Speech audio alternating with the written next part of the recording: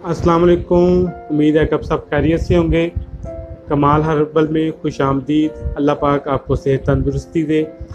आज जो मैं आपके लिए नुस्खा लेके आया हूँ ये ख़ारिश के मतलब है, यानी स्कैबीज़ के मतलब। ख़ारिश एक ऐसा मर्ज़ है जो कि वायरस स्कैबीज़ से फैलता है, और अगर खुदा न खास्ता ये किसी घर में किसी एक फ़र्द को हो जाए तो चूँकि ये एक वायरल डिज़ीज़ है, एक फ़र्द से दूसरे फ़र्द को हो जाती है तो सारा घराना इसकी ज़द में आ जाता है। और हज़ार किस्म के नुस्खे, दवाइयाँ, इंजेक्शन, टीके, कैप्सूल, सिरप, लोशन लगाने के बावजूद भी ये मर्ज़ जान नहीं छोड़ता।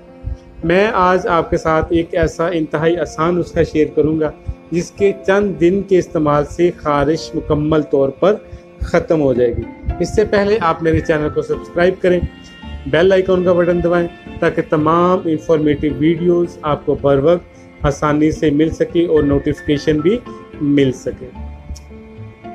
बेसिकली जो ख़ारिश है ये एक छोटे से वायरस, खुर्दबीनी वायरस स्कैबीज़ के ज़रिए फैलती है, जो कि ना नज़र आने वाला है और जल्दी ये ख़त्म नहीं होता, मरता नहीं है। एक जगह से दूसरे जिस्म में, एक जिस्म से दूसरे जिस्म में मुंतकिल हो जाता है। तो इसके लिए पहले तो ज़रूरी है कि अपने जिस्म को साफ़ सुथरा रखें। जिसको ख़ारिश है उससे थोड़ा सा फासला रखें, एहतियाती तदाबीर इख्तियार करें। अच्छे किसी एंटी बैक्टीरियल सोप से, पाकिस्तान में जो अमूमी तौर पर डिटॉल, लाइफबॉय, सेफगार्ड जो हैं, इनसे अपने जिस्म को धोएं। दिन में 2 बार नहाएं, कपड़े चेंज करें, अपने कपड़े गर्म पानी में धोएं और उसको ज़्यादा धूप में सुखाएं। और इसके साथ साथ जो मैं आपके साथ नुस्खा शेयर कर रहा हूँ इसको इस्तेमाल करें। इंशाअल्लाह ताला से 8 से 10 दिन के इस्तेमाल से जो ख़ारिश है ये मुकम्मल तौर पर ख़त्म हो जाएगी। नुस्खा क्या है? 4 चीज़ें हैं जो पंसारी से आसानी से दस्तयाब हैं, बिल्कुल सस्ती चीज़ें हैं, जिनमें नंबर 1 गंधक आंवला सार है, 1 तोला ले लेनी है। कुस्त तलख, ये भी आपने 1 तोला ले लेनी है। नंबर 2 आंबा हल्दी, और नंबर 4 बाबची। दोबारा रिपीट कर रहा हूँ, गंधक आंवला सार, कुस्त तलख, आंबा हल्दी और बाबची। ये 4 चीज़ें हैं। हम वज़न तकरीबन आप 1-1 तोला ले लें। अब इसको तैयार कैसे करना है?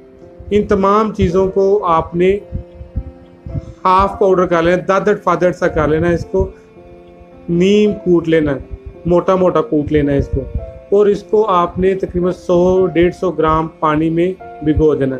ये 24 घंटे के लिए ये तमाम चीज़ें पानी में भिगोए रखनी है आपने, और वक्तन फ़क्तन घंटे 1.5 घंटे बाद इसको अच्छे से हिलाते रहना है।